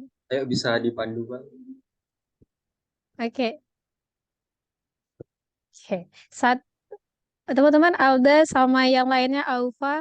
Oke, 1, 2, 3. Udah. Oke, jempolnya terakhir. 1, 2, 3. Oke, mungkin itu dulu ya. Atau yang terakhir ada tambahan Bu? Gimana Bu? Kata-kata terakhir. Sudah cukup. Terima kasih narasumber hari ini yang sudah memberikan banyak gambaran tentang bagaimana kebudayaan Mentawai sehingga teman-teman yang akan melaksanakan program di sana bisa mempersiapkan diri dengan baik sehingga nantinya ketika berkegiatan bisa beradaptasi dengan baik, bekerja sama dengan masyarakat, dan programnya pastinya bisa berjalan dengan baik dan bisa memberikan manfaat bagi masyarakat Mentawai terutama ya. Terima kasih Bang Hero, kemudian Bang Georgios, Mbak Iema ya, tadi Mbak Yuhema ya. Oke, makasih atas waktunya. Jangan bosan-bosan ketika kami nanti akan lebih sering lagi untuk berkomunikasi, untuk bertanya banyak tentang Mentawai pastinya. Mungkin itu saja. Terima kasih juga atas kontribusi dari tim PKM yang lainnya yang sudah meluangkan waktunya juga. Semoga ini menjadi banyak ilmu yang bisa kita dapatkan serta pemahaman kita terkait budaya yang ada di Mentawai terutama. Oke, mungkin itu saja Fala. Terima kasih. Assalamualaikum warahmatullahi wabarakatuh. Oke, terima kasih Ibu. Dan juga terima kasih kepada narasumber dan teman-teman yang udah bergabung di Zoom ini. Saya Nurfala mengucapkan wassalamualaikum warahmatullahi wabarakatuh. Waalaikumsalam warahmatullahi wabarakatuh. Izin live. Oke, kepada kakak-kakak narasumber silakan live meninggalkan Zoom. Diperkenankan meninggalkan Zoom. Terima kasih Bang, Kak. Terima kasih ya Bang, Kakak. Ya, sama-sama.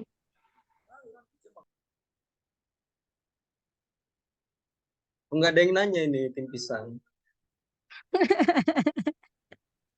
Ada loh, Randy tapi tapi tadi tim di sini pisangnya. nggak ada ya Bang, nggak jelas suaranya.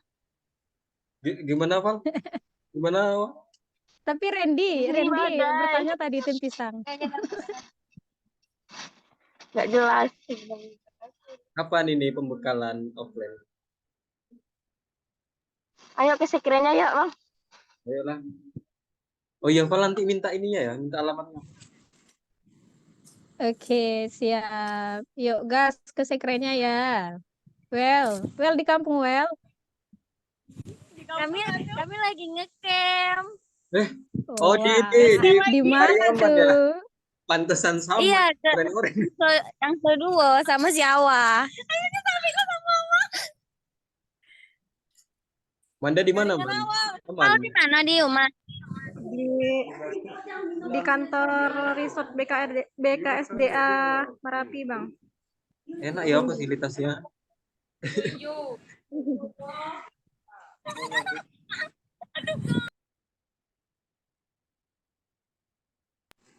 Oke lah, izin live ya.